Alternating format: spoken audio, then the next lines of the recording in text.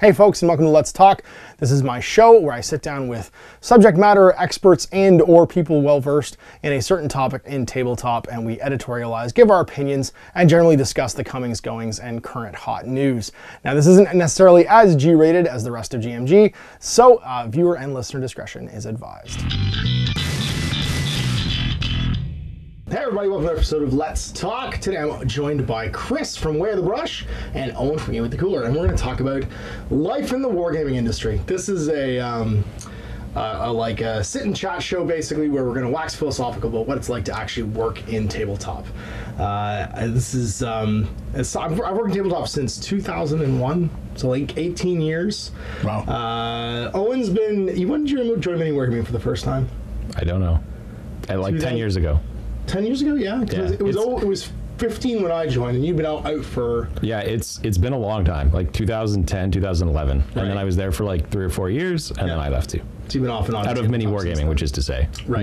Not out of the whole game. Industry, yeah. And you've been at Mini Wargaming for... Yeah, I was in the hobby since, well, I got into the hobby like in '88 when I was like a 13-year-old kid. Right, I mean like working in But wargaming. working in the, this field, it was 2011. Started working for Mini Wargaming. I was working remotely, and then I'm no longer Mini Wargamer Chris. Now he's nobody. We've never called him that. It's Chris from Way of the Brush. That's fair. Chris. Well, yeah. Well, I've walked a fine line. You know. I don't give you any titles. That's right. It's just Chris. There's no special. Well, sure. Yeah. I mean, that's fine too. I don't need titles. But now you're purely just... But now, yes, now I'm just Chris. So there's no more MWG. There's no more Mini Wargaming Chris. There is no more of that. And that happened this week? And that happened this week. This is what is August 20th? 24th today. 24th of this recording. So yeah. So that happened earlier this week, and it was it's kind of a sudden kind of move, and I was. Anybody who's been listening to me ramble on for a while can probably get the vibe that I was not entirely with it in the last probably couple months, maybe year almost, and so, whether or not I'm continuing, I think I am.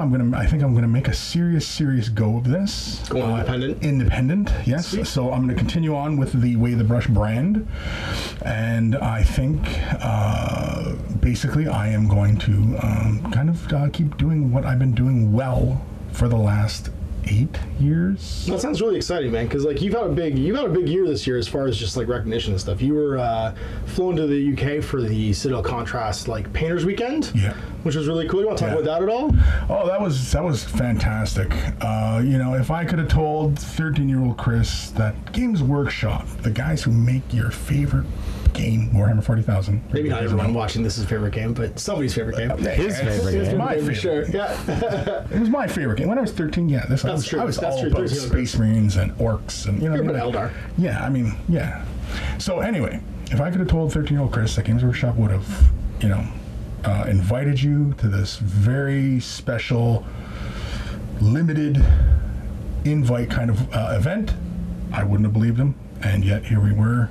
2019, and I got to fly over to the UK and go to Nottingham, go to Warhammer World, experience everything there. It's So tell us what the weekend was like. So you flew in. What'd you do? Flew into London and then got picked up and brought to Nottingham. Did you drive in a car, or was it like a minibus full of like painters all? Oh no, it was a service. Yeah, the car service. I know that drive. It's like 3.5 hours for Heathrow to. It didn't seem that long. I don't know. You're probably excited or tired. Well, the guy that gave me a ride, he apparently was the owner of the company that has had long standings with Games Workshop. Yep. And so we had really great conversation, really great dude to talk to, and filled me in, and we're taking comparative notes of life on this side of the planet and his side, and and of course I'm in a strange country. I've never been there before, so I'm asking a bazillion idiot type of questions about life over there on that island, and because I'm curious. And yeah, so it was a 2-hour drive. Got to know this guy fairly well, you know. I mean, like not too personally, of course, but and you know, got dropped at the hotel and spent. I went there for the Wednesday, and then I left like the Monday. So like 5 days in England, and it was really, really fantastic. Going to Warhammer World is like my mecca, and so you know, it was fantastic. It was everything I wanted it to be, and I thought it would be. And did you meet anybody really cool that you really wanted to meet? Well, I saw other people around. I really wasn't interacting with a whole lot, like with, you know, a lot of the famous faces. Part of the presentation that they provided for all of us painters that they invited was like Duncan and Peachy, and I had happened to make an offhand comment about Peachy's thumb because they were having technical issues. They were trying to do something with the framing, and don't repeat this, people, but in the frame, Peachy's thumb looked like a big toe, and I had made the joke. They had toe thumbs. That his thumb looked like a toe, and people laughed, but I don't think Peachy laughed. So I may have insulted Peachy. I don't know. That's fair. But, yeah, but everybody else at GW was fantastic. It was great. What about the other painters? Who did you get to meet that was hanging out with you? Well, I mean, Sam Lentz, Tyler Mangle, Richard Gray, Henry Steele, and Andy Wardell. Johan, I'm not even going to say his last name because it's Swedish, and I'll probably just butcher it anyway. Ben Comets and Matt, sorry. You better name them all. Good. Anyone you leave out. There is somebody I'm leaving out. Oh, Wargamer Pete. I met Wargamer Pete as well. Gotcha. Yeah, it was a whole bunch. They're all fantastic dudes. They're all really great, and I got to hang out with them after hours, and we were doing social things, and yeah, and I actually owe Ben Comets a beer because. Anyway, that's how it goes. When you get a bunch of artists together and you make them roam around a city that had Robin Hood living in the forest outside of it. Oh, I was disappointed about the Robin Hood thing. I went to the castle and it was under renovations, and I was like, well, Nottingham. You go to Nottingham for Robin Hood, and then the friggin' castles. It got wrecked. Maybe I can't remember how long this was. Maybe 7 or 8 years ago, because they did a John Blanche exhibition there. Oh, really? And the castle gets it's Nottingham Castle, so it gets a fair amount of like tourist traffic and foot traffic. I'd imagine. They were like overwhelmed by the amount of people that went to see the John Blanche exhibit. It was like damaging the property. There were so many people there. Right. They had it was like their biggest exhibit they'd ever done. Because I mean, it's cool. You know, you take your kids when you're in England to go see Nottingham Castle and like the whole Sherwood Forest thing.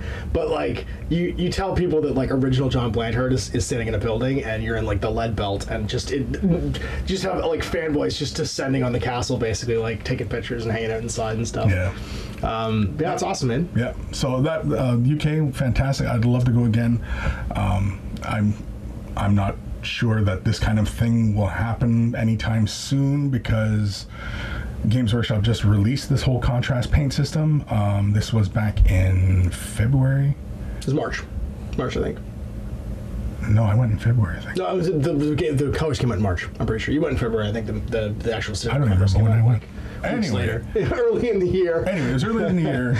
Went, and I mean, like Games Workshop's not due to re-release paints or anything like that anytime. It's not like something like it's not like an annual type of thing, right? It's like Space Marines. You know, they can re-release Space Marines anytime they like, but the paints, not so much. They don't get like revamped. No, they're pretty rare. I lived through when I was at Workshop. I was there for 14 years, and I lived through maybe 4 big paint launches. The first one was when they actually added colors to the Citadel range during Eye of Terror, because they released the Cadian plastic box set and they released Catachan Green. There wasn't an olive drab green in the paint range at that point. And then they also did and Camry Brown, and it was just a whole host of drabs because there wasn't any drabs in the paint range. Right. And then after that, it was foundation paints, and then it was Citadel washes, the shades and stuff like that. And those were the 2 big like paint washes after that, and then it was the new Citadel paint system when they redid all the names and did the DVDs and videos and stuff. And they're pretty rare. Like in 14 years, to only have like 4, maybe 5 big releases for paints. Yeah, it doesn't happen that often. So, as far as them, you know, inviting a whole bunch of painters again. Yeah, but you can just that's go. not gonna happen. Oh, sure, yeah, definitely. I can just go and hang out and knock on the door. Guys, let me in. Can I have a look around? And I'm saying, if anybody from GW's watching, like, hey, I'm open to that. can I come? I just want to look around. Let me poke around the mold room. Yeah, I just want to just see stuff. I mean, yeah. That's awesome. So what's your plan to go independent? What do you want to make? Like, you obviously, what you're best known for in mini wargaming was quick tips, was making like easy to digest. Well, here's how you do a thing. The thing is with mini wargaming and the many years of experience with it, is that I have become this kind of painting instructor, and I've enjoyed it. That aspect of my day-to-day I've enjoyed, and I still do Weigh the Brush, which is in the same vein. It's about helping people, and so I've always enjoyed helping people. So Quick Tips is really just answering your questions about painting, and how do I paint this? How do I paint this? And what about this and that? And so I've done that for many years successfully. And a lot of the work in Mini Wargaming Vault, I think speaks for itself. They're well produced, well edited, and everything like that. And what I'm showing there is original and unique, and The nice thing is this will be for everybody, because it's not in the vault. Like, that stuff's hiding in the vault. Right. Whereas now you'll be able to actually definitely share it with the world, basically. And that was the bit of the hard part, is how much is going to be for everybody, how much will help support paying my bills and things like that, because now I've got to walk this fine line. But I mean, I'm sure I'll reach some sort of equilibrium in that regards, as far as finding the right formula of what's free, what's what I can get away with charging extra for, or maybe I'll just keep it all stuff. Right. And it's all about because I currently have Patreon. And I've had Patreon for a while, and when I was doing Weigh the Brush, I was really reluctant about doing Patreon, because I was always still working for Mini Wargaming, and it was kind of like a double dip type of situation. Yeah. Excuse me. And I kind of thought that it was like a bit of a double dipping kind of thing, but people said, no, you do it. We want to throw extra money at you. And so I said, okay, fine. So there was a few people who were helping, and so I put the money to making the show better. Right. And that seemed to work. I was paying. I bought the website. I bought all these different things. You got a lot of gear too. Yeah, your equipment's pretty tight. You showed me that today. So and it's all just about putting it back into the show, and that's what I've been. But now that I'm going to be independent, I have to start looking at more as far as, okay, well, can I still continue to make a living at this? Right. I still would like to make a living at this. Make your 9 to 5. Make it my 9 to 5. It's probably more like a 9 to 9 type situation, but when you work by yourself, yes, it is. Yeah, exactly, right. And I'm fully prepared to take those steps, and and really do what I enjoy, which is, if I keep it within the vein of I'm helping people, I'm much happier with that, rather than just something like, well, here's a Towel Warrior and paint it.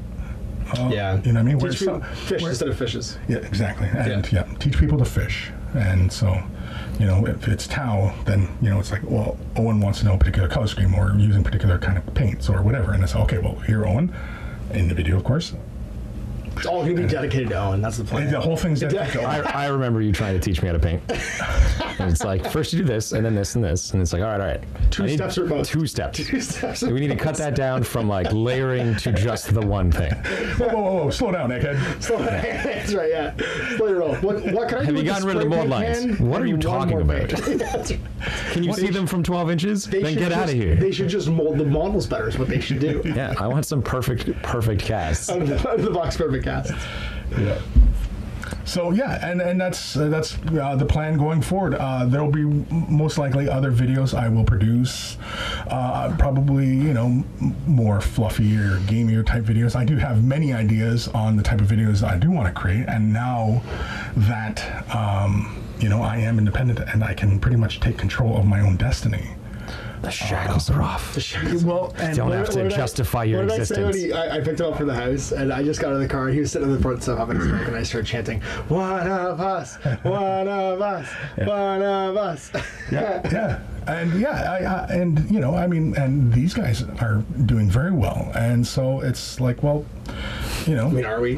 I'm not. Well, I'm a shell of a man, but I don't know. You're pretty successful as far as like what I do. content That's true. producer No, is that's concerned. true. It's the fact that you can literally watch me age in real time watching my videos. If you look at, I looked at a 2015 video a little while ago, and I have so much less gray hair than I have now. It's like the last 4 years of just like it's like watching the guy drink out of the cup of Christ at the end of the last crusade, but like in slow motion.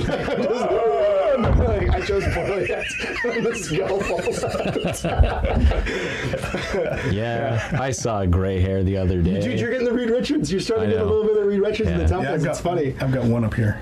Yeah, I don't know how you're like 6 years older than me, and you look like you're 6 years younger than me. It's ridiculous. It's absolutely ridiculous. Well, you got to live a better life. Don't have kids, Owen. Yeah, I said better. Don't have kids. It's mileage. It's all about the mileage. It's all about the mileage.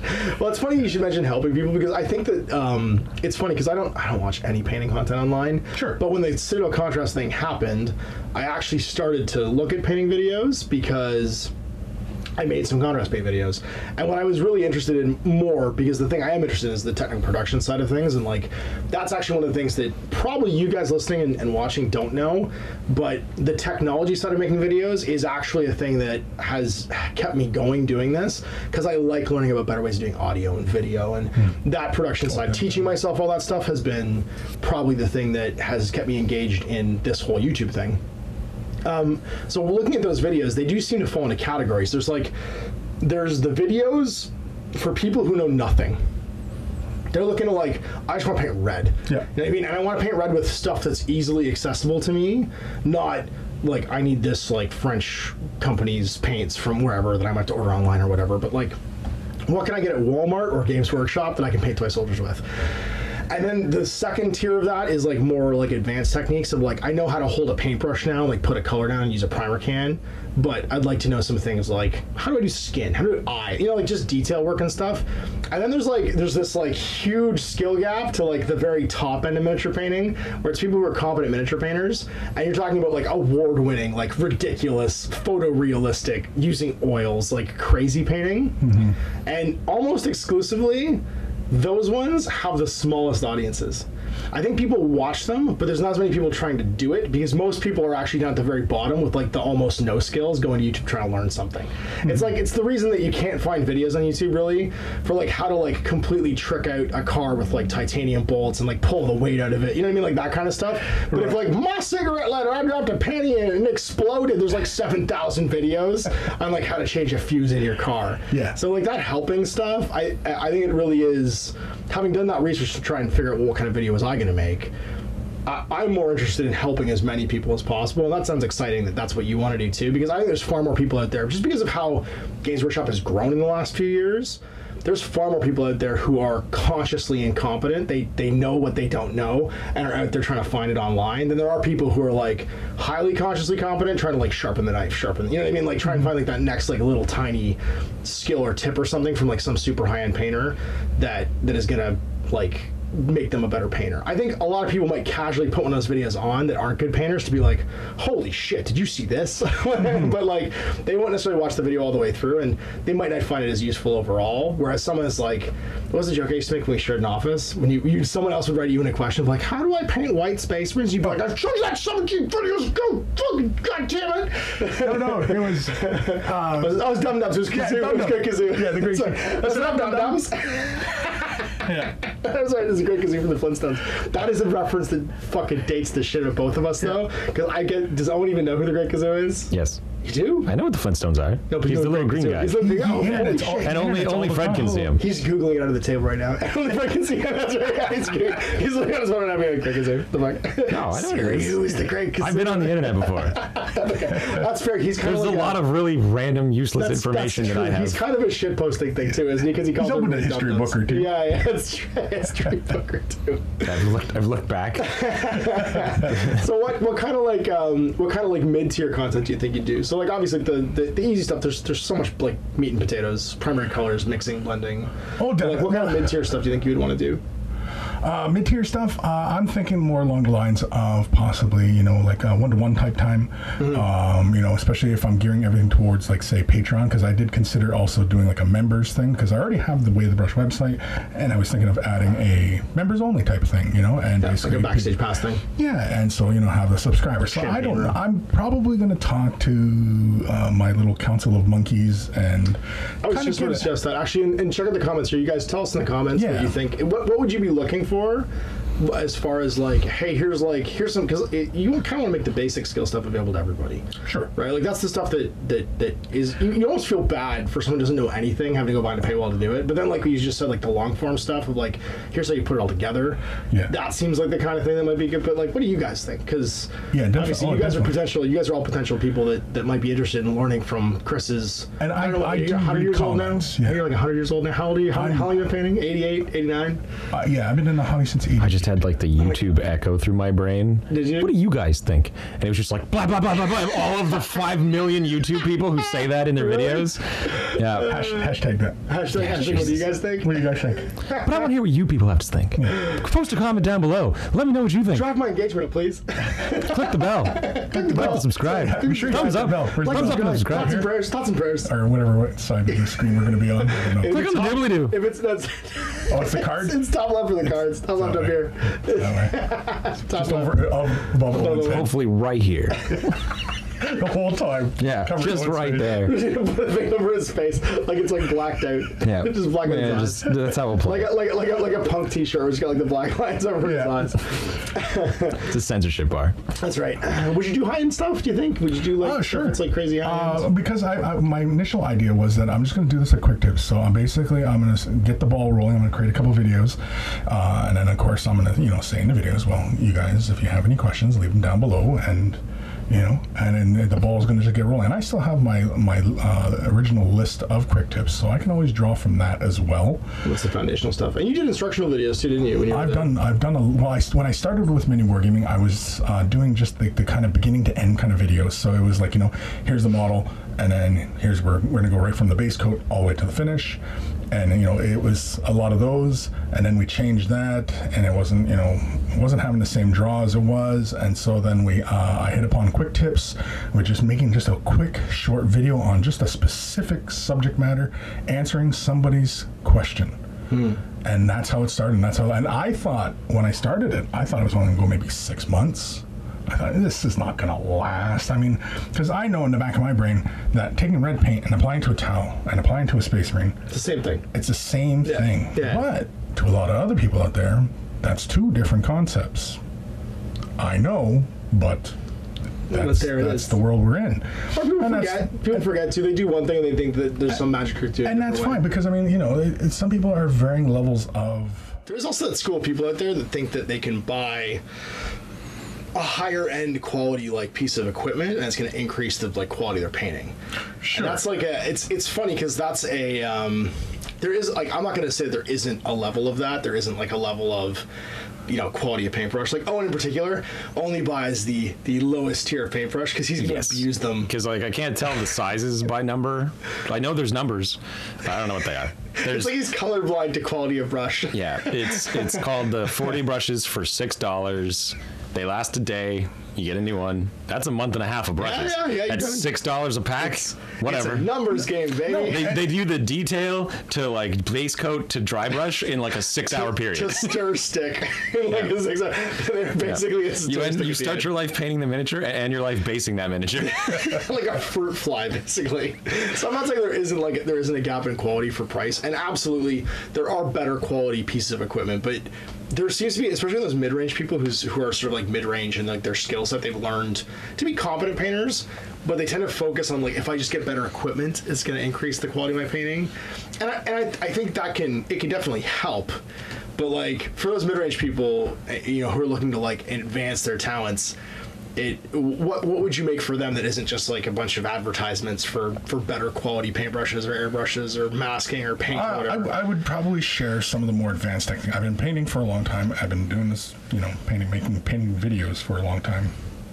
And a long time ago, I lost perspective on what was an advanced technique, what's a beginner technique, because like, for example, for the longest time, people would always say, you know, dry brushing is a newbie technique. Why are you still dry brushing? That's a newbie technique.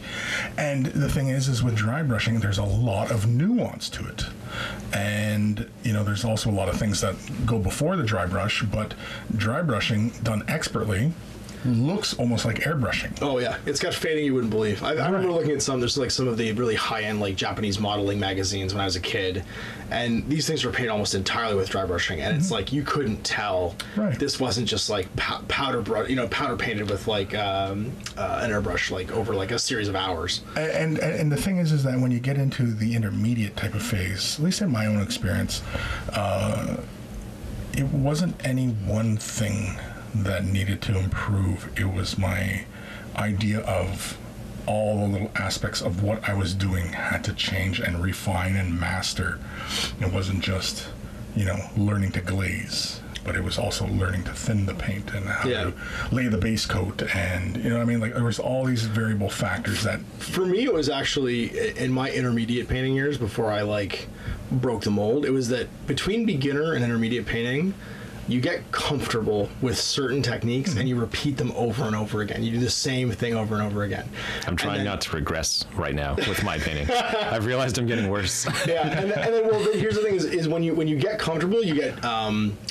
I guess I would say you get complacent, and then you stop trying new things. And so I had like an unsort of written rule back in probably like the late 90s, early 2000s, where every time I painted a miniature, I'd try a new technique. I had to do at least one thing I'd never done before. Whether that was like doing a skin tone a different way, like going from brown up as opposed to like going from light down with a wash, or going in and trying like a non-metallic color, or just painting red a different. You know, you had to do something a different way every time, because that was the only way that you didn't get complacent, and you didn't get to the point where you felt too comfortable doing things the same way, right? And I think that's for me, that intermediate stage was always about a non-standard or a non-sort of like quick way of getting to the same result. You know what I mean? So like doing one of my favorites was always getting a really strong apple red. And that was always, you know, you paint from like a dark red up into like a nice candied apple red. You do glaze, you do thin or something like that. But I remember learning a new way of doing it, which was where I painted everything like flesh tone, and then I actually like candied it with a glaze. And so you get the same end of result, and the same with doing yellow. You could do yellow with like a yellow ink starting from like a beige. You just take a beige blend to white and then put a yellow wash over top of it, and you get kind of the same result.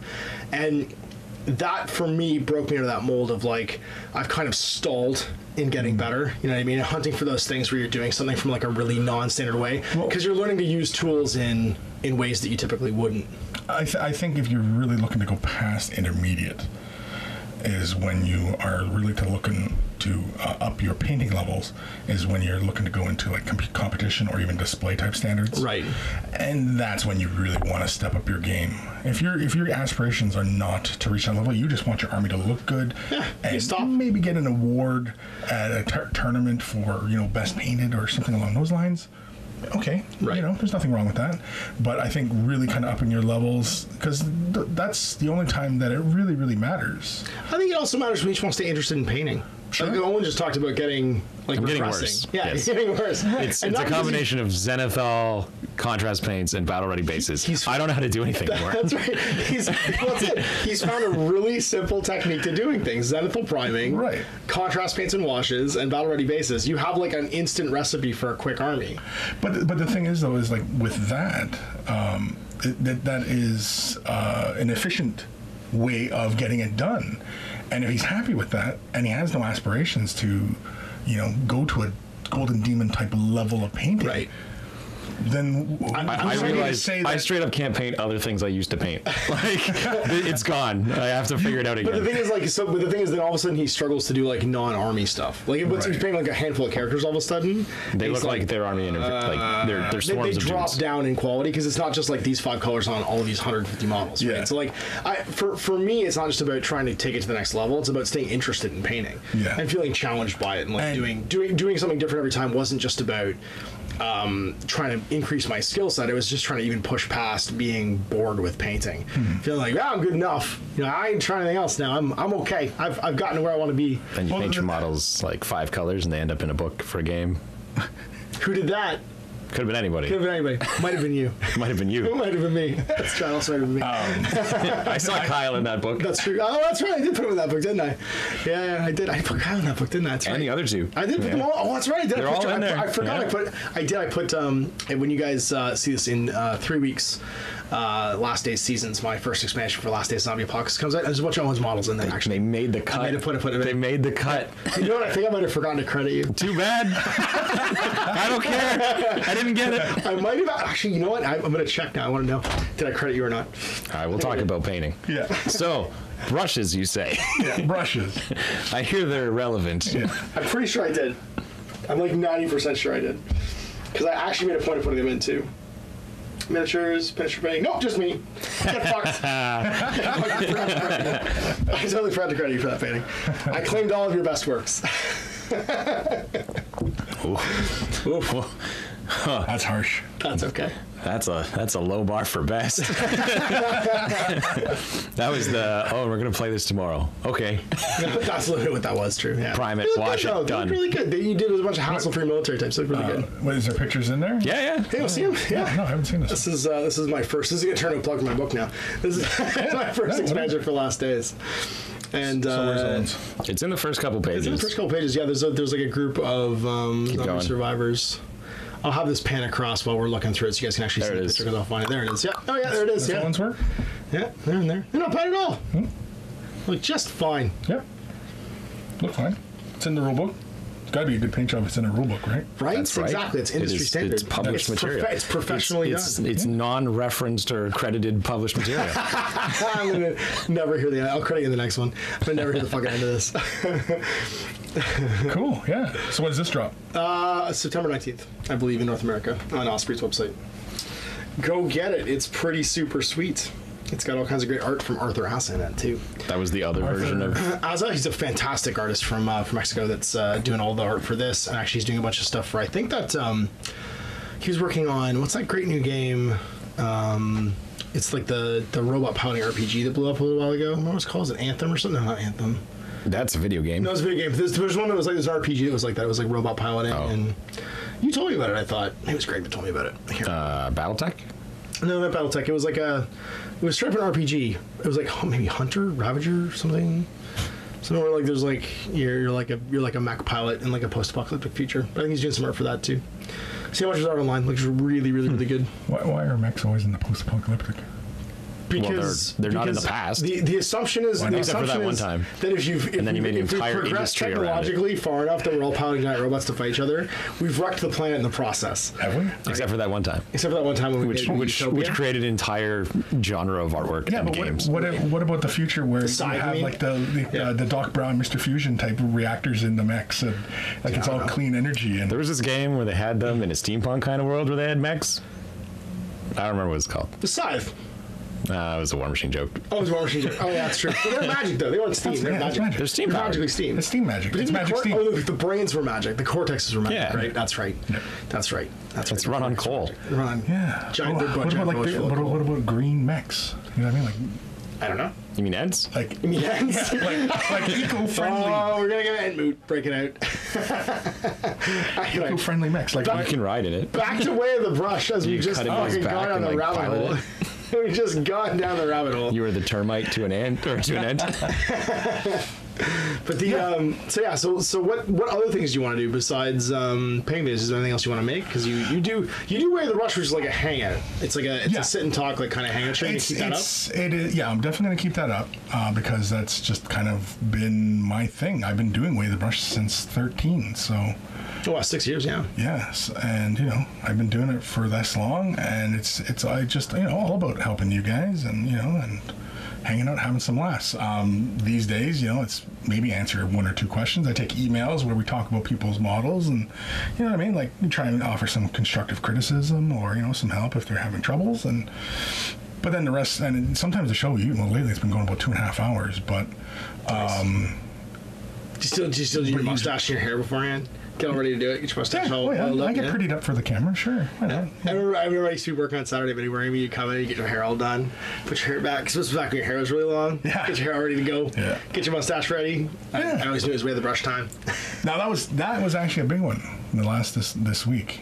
is whether or not to turn the mustache, the Dali, the Salvador Dali, to what is it? Ixnay on the mustache. Mustache May. Yeah, I've been toying with the idea of getting rid of it, and it's so iconic though. I know, and that's the thing, right? I mean, even your logo has the mustache. I know, yeah. The little monkey has the mustache, right? And you know.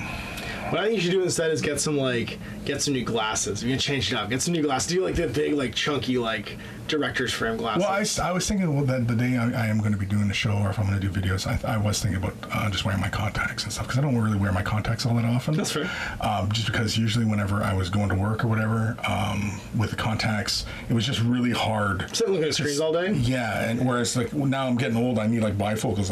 I can like look over my glasses and paint and everything like that. Like this is pretty much how I paint nowadays. Right? Yeah, oh yeah, wow. You can get bifocals too. I know, but then I'll look like then really you actually old look fogey. like old. Yeah, I'll start to look really fogey. Just keep hanging out with me and you'll always look young. Because apparently I'm just Methuselah, even though you're 6 years older than me. I'll make you feel old. You're getting there, buddy. You're getting there. So what about your like your retrospective? So like you've been in the business now for not since 2003, 2004?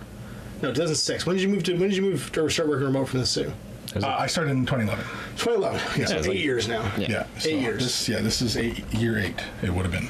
So over those 8 years, let's do some. I want to hear some top tales.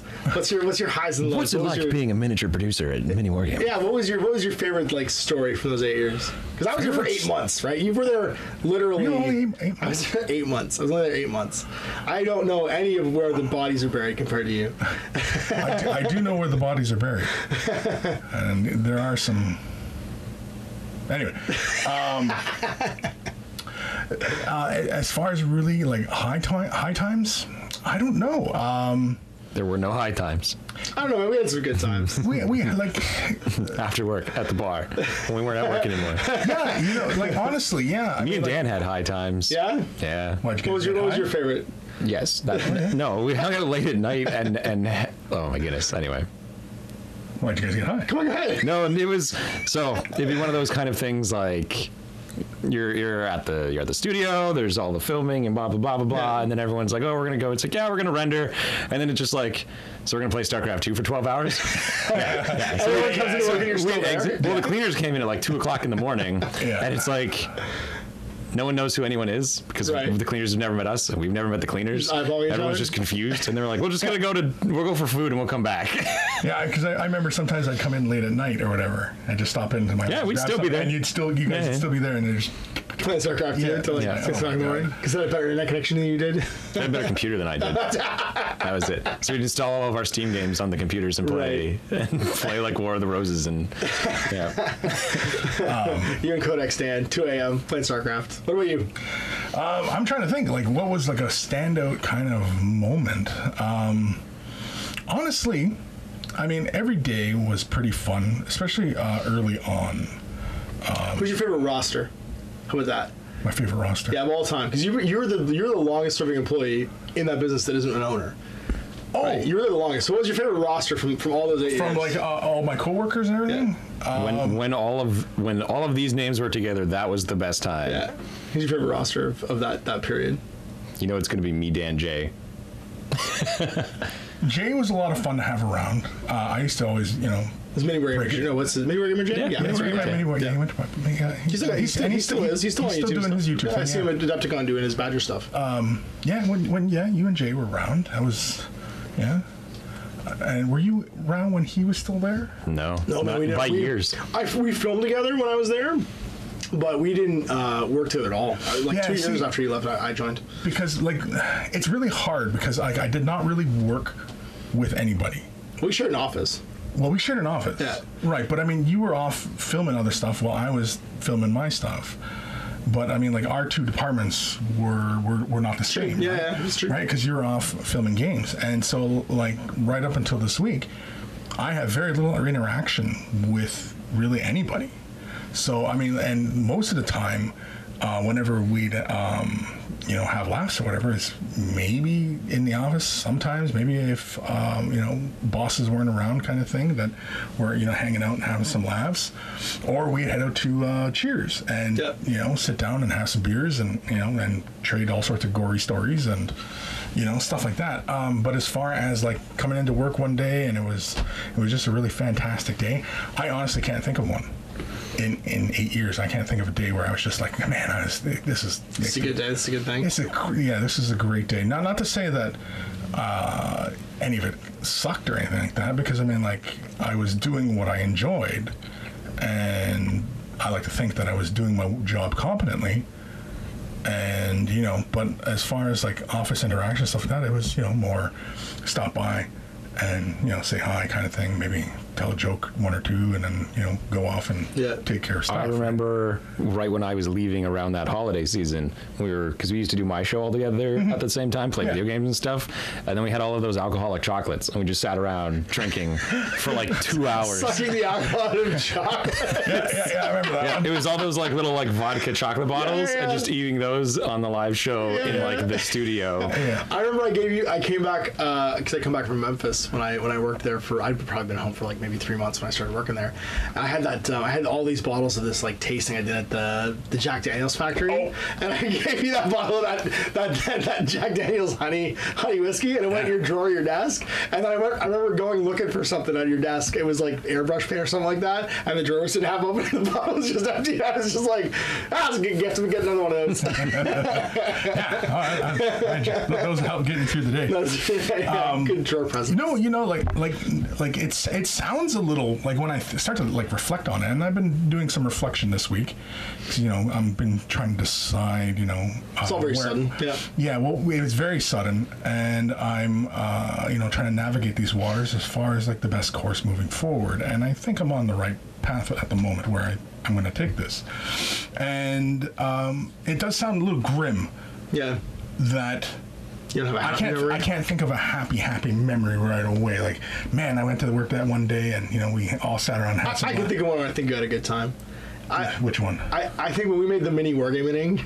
Oh, that day. Yeah, okay. Where we literally just spent 48 hours making the stupidest video that I think we ever made. Yeah. Maybe it wasn't the stupidest video. It wasn't you just chugging chocolate milk for 3 minutes, but it was like those were intros. Those weren't videos. Those were whole videos. The stupidest video we made was the dart gun fight thing for a whole day when Matt and Dave went away. No. What about the battle report rap? There's that one too. I don't know. I wasn't a part of that. I didn't make that one. No. We made that one, and it was literally just sketches from like movies we liked. Yeah, the mini wargaming. Yeah. That was fun. Okay. And then it ended up with me tied up on the ground. Yes, and that was a lot of fun. You did the. When you were trying to, there's that playground across the street, and you tried to go through the kids slide. Oh, right, I got stuck. Yeah, I was stuck on the metal. And you like work your way down. That was a good one. There was a bunch gracefully. Of good ones. Yeah. Okay, that definitely was a good day. Yeah, that was a lot of fun. You just got to be creative. And it was a good video. People love that video. People still talk about that video. Actually, I get messages about that video every now and again. And it was a lot of fun, and it was spontaneous. Even though we did premeditate a lot of that stuff, it wasn't like we just let's turn the camera on and let's do this. You know what I mean? Like let's film this. So we blocked scenes and stuff. We had like a shooting schedule. Yeah. And so we constructed that video really well. There was that one there was one that was never released too, which was the one where we were doing the training montage because Steve was going to go play War Machine at the Sioux, and it got canceled because they canceled War Machine when I left. And it was the Rocky training montage with that one never got shown. No, never. I don't think it ever got shown. Because we did like the car shots and stuff too. You like sat in the back of the van and like we did like the chase scene. No, because the best and you know what? No, the footage I think is gone. I'm sure it's gone. No, Steve. It's like all those Dark Potential review videos. That's right. We did and he's throwing up into the trash can. He was so pissed. Right. He was so mad because we tried to make him drink like the protein shake of like eggs and stuff, and he just couldn't get it down. Yeah. He couldn't get it down at all. That was hilarious. And I had played that one man, it was before we moved, so it was like less than a year ago because I was rummaging through footage or whatever. Right. And I said, Steve, check this out. And I had found the footage and I played it for him. And he gagged watching it? He gagged watching it. And I was like, oh my God, dude. He would gag at anything though. If like the garbage smelled. I remember I threatened to I was trying to figure out, because we sat next to each other in the office for a long time, and I was trying to see how weak his gag reflex was. So I just offered to like if I licked that doorknob, what would happen? And he's just like, oh! Like he's like sitting next to me, like I just didn't talk about it. He would like almost throw up. Well, no, because wasn't it you were cleaning the vacuum? Oh, that's right. And all the fucking dirt got everywhere. Yeah, the vacuum. and he was. Holy man! I was like, oh, good God, man. Yeah, So I thought it was a joke. I always like did it intentionally because I thought he was just messing with me. Yeah. So like I was always amping up. Like right. if he like pretended to gag, I'd try and make it worse because I assumed he was just messing with me. No, he has like a terrible gag reflex. I could throw up at like the drop of a hat. It's horrifying. It's funny. So yeah, but as far like those yes. Yeah, in the last 8 years, there's at least 3 days that I enjoyed. Yeah. Hey, that's what it sounds like, but that's not what I'm saying. The rest of it, the things that I actually did, no. Well, I mean, by far and large, I just showed up to work and did my job. Right. Right up until this week. Yeah. Then I didn't do my job. And then I didn't do my job. Well, in the last month or so. But the thing is, though, in the last year or so, developing the last Blu-ray, I don't even know if that's going to get released. I wonder. But developing that, like a lot of time and resource and effort went into creating that. And, right. I should take it. You know. Yeah. And so but in the last year or so, direction had changed quite a bit as far as what my responsibilities were. And so it was kind of, all over the place, do this, and, take care of this, and we'll get this filmed, and we'll do this stuff. And then around the contrast time, then I was kind of having a bit of fun with when the contrast was finally released. That I was kind of pumping out those quick little videos, the response videos I did with the guys, and you know what I mean. And I was doing like the quick little painting videos using the contrast. Because it was exciting and fun. I like honestly, like without sounding like I'm hawking somebody's material, but I mean like, I enjoy the contrast paints. I think they have tremendous value for most painters out there. I agree. If you're trying to get projects done, I mean, what you guys yesterday will have watched a battle report between me and Owen where I painted that Tau Squad in like 90 minutes basically with contrast paints. Like it's so easy. Like the drawing time is like the longest time, but like you get a really decent tabletop result as long as your brush control is good. You know what I mean? You can panel paint really well. Yeah. And sometimes even if it's not, whatever, just go. Whatever. Yeah. just own it. If you start messing up, just start putting more black on. Yeah. Well, I mean, and so like I was making those videos, I was having a lot of fun, and I was feeling a bit like myself again, a bit. Yeah. The direction of what I was doing and where I was going was very clear. Felt like what you should be doing. Yeah, and then about a month ago, I was just I was really down about stuff, and I just was not enjoying myself. So you're saying one of the challenges is lack of direction? Definitely. Gotta keep that. Yeah. As far as content production is concerned, if you don't have like I'm gonna do it, you won't. Definitely. Yeah. Definitely. And like. But you wound up the big project, which was the Blu-ray, and like, what were you working on? Like, you're working on anything else at that time? I think there was I was just getting my classes ready recently, and I had just recently booked them all. Right until October, I had the classes booked, but now obviously we're not going to be doing that. So. Right. Yeah, but I mean, that's fine because. Would you still do classes? Like, if you could find a local shop that you could do classes in, would you do them? I taught a young fella from St. Catharines. You probably know him. He really appreciated the class. He liked it. I only had one attendee at the last class, which was the first class. But he was coming back the next week because I was going to teach about highlighting. The first class was about mastering the base coat, which sounds a complex kind of title for a class. Right. But all it was about the fundamentals of laying down a nice, smooth, even base coat.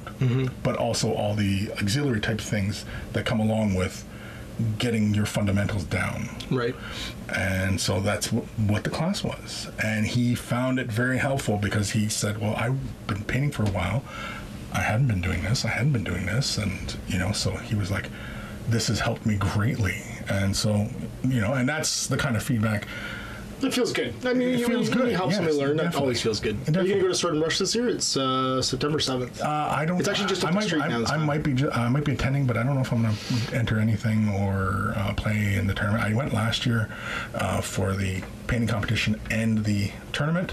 Had a lot of fun. Sword and Brush. It's Toronto area. It's a Canadian event. It's the big figure painters convention for Toronto for a year.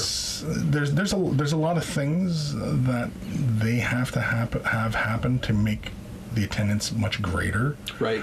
But otherwise, it's a fantastic event. A lot of great artists show up too. And unfortunately, I think they have to cancel their classes. I think I just got two of them. There's still other classes though. But anyway, it's not really important. But I think it's a fantastic event. I mean, if you're in the Toronto area in the next... I'm just curious, 'cause I know that whole affiliation, though. They do a lot of classes and teaching, and actually Lords of War Games and Hobbies does classes in their... They have a little basement studio where they actually, host those guys to do classes and stuff, too. Right. So I was curious if you were going to continue on trying to do that kind of stuff. I don't know if... I think if everything goes to plan, I think I'm going to be busy making videos. Right.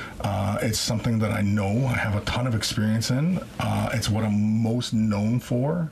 So, you know what I mean? Build upon that. And if I feel like diverging from there, then, you know what I mean? Like once I've established the foundation of being independent, and that I can actually make this work, and you know what I mean, and all that, then I'm going to continue to move forward. And if I want to, say for example, start doing bat reps, which for a long time, that was another thing too, is that I wanted to do bat reps for I think after 2 years of doing videos and stuff. And I was like, put me in, coach. Yeah, put me in, coach. I'm ready to play. And I was never picked. And I don't know. Person, me, you played War Machine with me a bunch too. I guess that's 8 months of 8 years, so it's not that right. But it wasn't that many. Yeah. And it was very few and far between. It was like once a year, maybe. But you can come here anytime and play games. And I fully. Let's play some PFG. I got a Necron fleet. Your Elder fucked. Yeah. Well, obviously, we're super supportive of you and excited to see what you come up with, because it's really different being independent than cooking somebody else's menu. It's a bit like being a chef in a kitchen, and when you're cooking for yourself, it's you're a lot more motivated to go out and get stuff done. And I find you're a lot more inspired too. Like for me personally, there's not the same will to get up out of bed in the morning and make something if I'm not doing it for myself. But doing it for myself, that really helps with, having to be the chief janitor and CEO of your own little business. No, and definitely, I'm looking forward to that challenge. I'm always about challenging myself and challenging my ideas about things, and I get very bored very fast with anything, and I'm actually looking forward to this. And even though that this was really fast, this change, you know what? I'm not upset.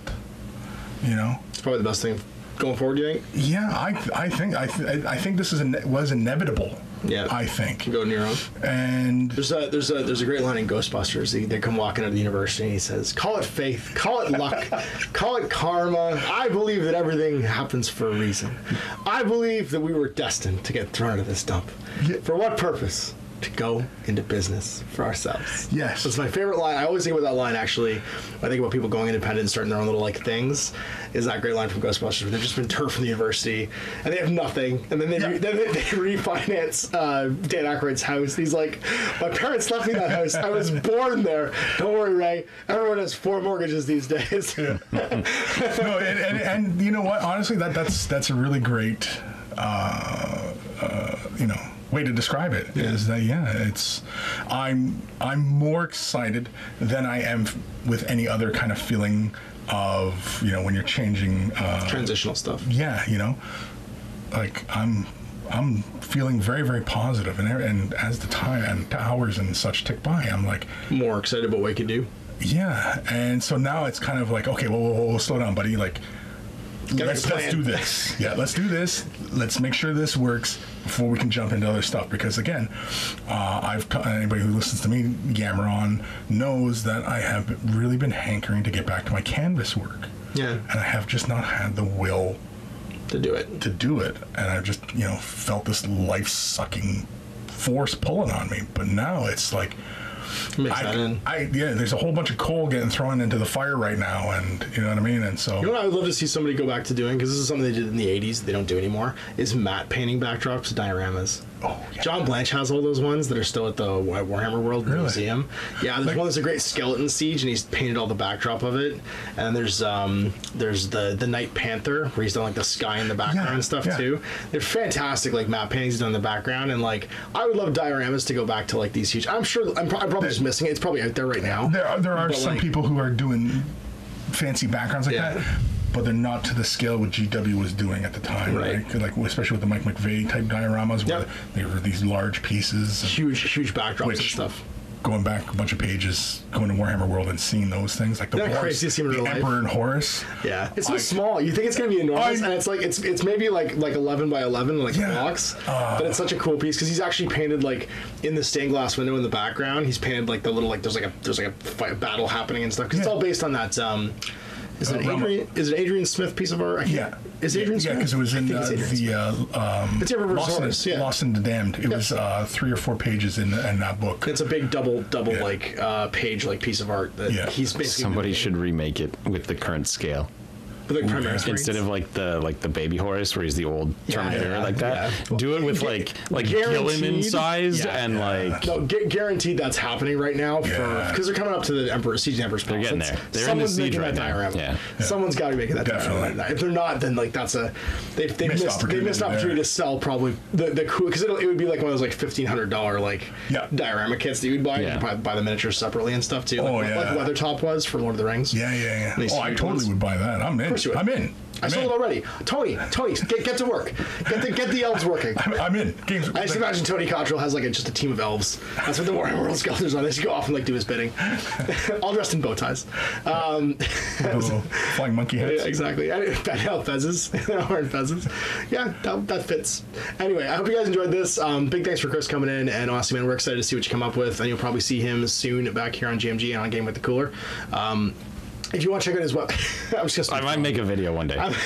You guys just hang out and play like you guys will play like what was your Cannibal World game that you play? Yeah, it's a single. I could play multiplayer now.